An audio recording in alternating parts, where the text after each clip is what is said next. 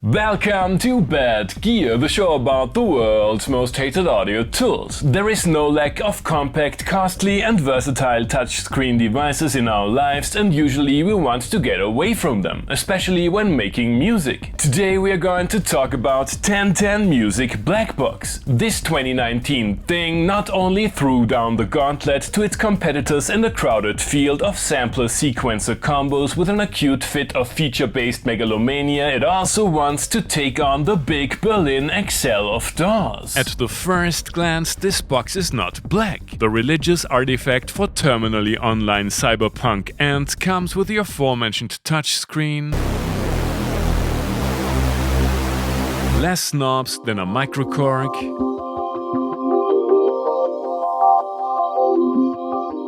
and a modest amount of firm rubber buttons.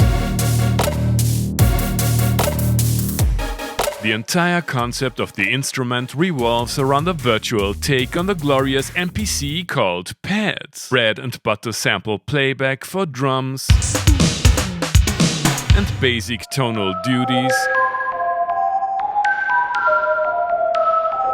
is only the beginning. 1010 Music also included Ableton-style loop handling,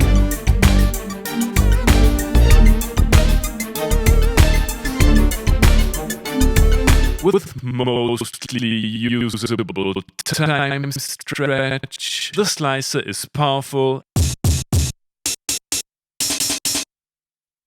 and an easy-to-use Granular engine was added in a firmware update. Speaking of updates, the machine is capable of recording audio while the sequencer is running, allows for multisampling of external instruments, and you can use it as a looper. Transposition. Classic in-sample loops with fades, a full-fledged ADSR, DJ-style resonant filters, an LFO, and modulation matrix are topped off with a selection of trigger modes, choke groups, and a low aliasing mode. File management is utilitarian but works like a charm. You can stream samples directly from a micro SD card, and maximum total polyphony is somewhere around 32 stereo voices. All this can be low-calorie finger drummed, played with a microscopic on-screen keyboard, triggered via Midi, or the internal sequencer. Given the impressive set of sampling features, you might be surprised that the latter is rather conventional. I wasn't able to find any parameter locks, motion recording, automation, or other 21st century stuff. Just real-time recording with quantization you can turn off, and nerve-wracking touchscreen piano roll editing. Pattern lengths of up to 256 steps, rudimentary probability, and the performance-friendly sequence screen are pretty nice though. 16 sequences with 4 variations each can be combined to your heart's content.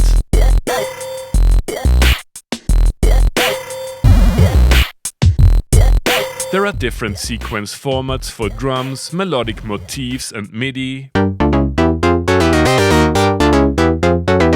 but the link between clips and sequences still seems a little rough around the edges.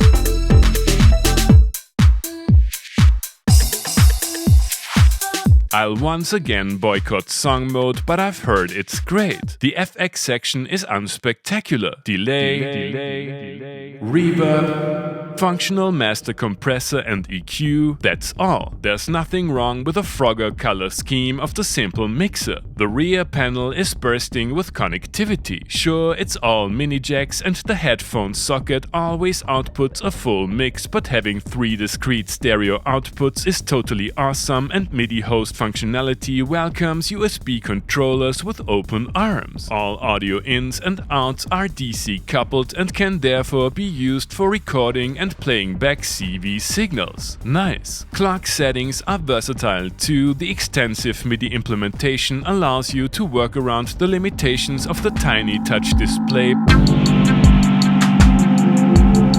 but the MIDI out didn't provide enough juice to power my MIDI splitter. USB power worked fine most of the time, build quality is rock solid, and thanks to ASIFEH for helping me out with his live setup centerpiece. Modern hardware samplers are oftentimes severely limited, and Blackbox promises to bring back some of the former glory. Can it compete with a wide world of iPad apps? You have already heard some of the stock samples in today's intro tune. Not the perfect choice, and I'm missing essential synth functionality. Here's a little amuse-gueule from the pre-RTFM phase.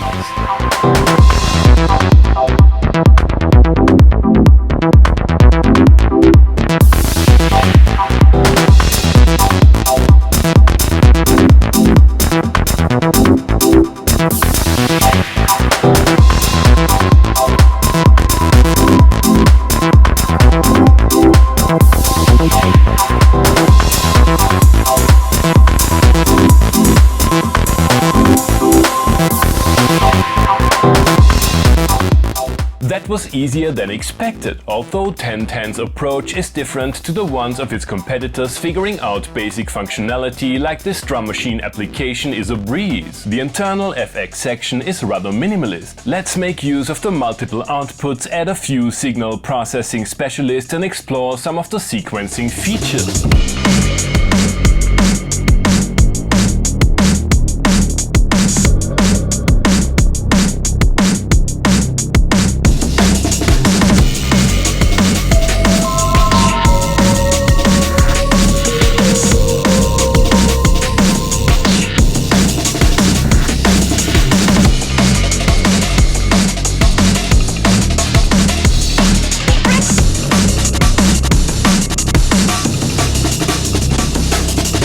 That's a mixed bag. I ran into a few UI inconsistencies like sluggish refresh rate of sequencers and unreliable integration of clips into the sequencer. The unit CPU seems overwhelmed by what's going on, and MIDI editing caused a flow of Austrian profanities. Although Blackbox can be used as a clean-sounding sampler, digital artifacts lurk around every corner. Time to put them in the spotlight and granularize everything that moves in the Fast and the Fourier on a journey to the outskirts of Nyquist.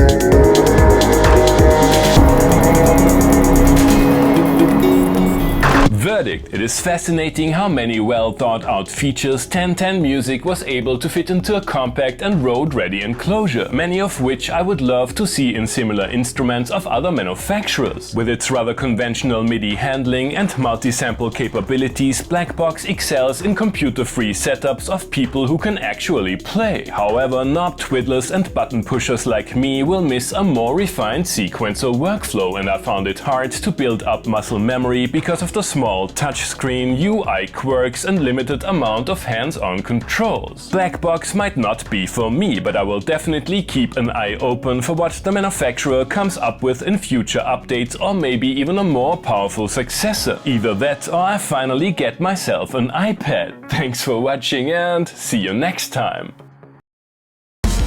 Hey guys, I hope you enjoyed the episode. Feel free to like, subscribe, become a patron, and leave a comment what other kind of gear you would like to see and hear on the show.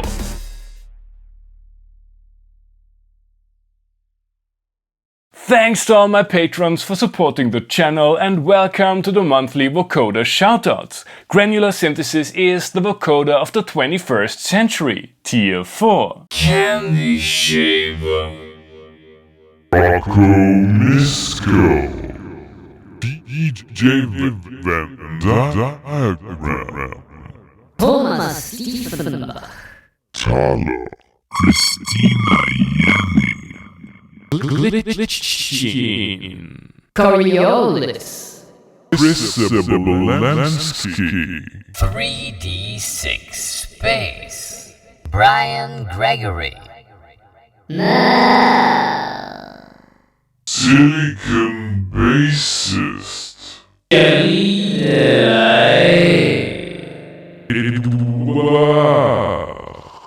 Marinus Kulvenhoven.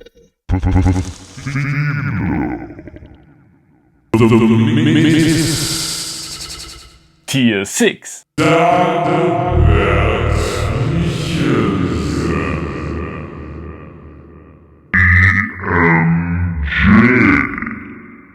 Again, thank you so much for supporting the channel. See you next month.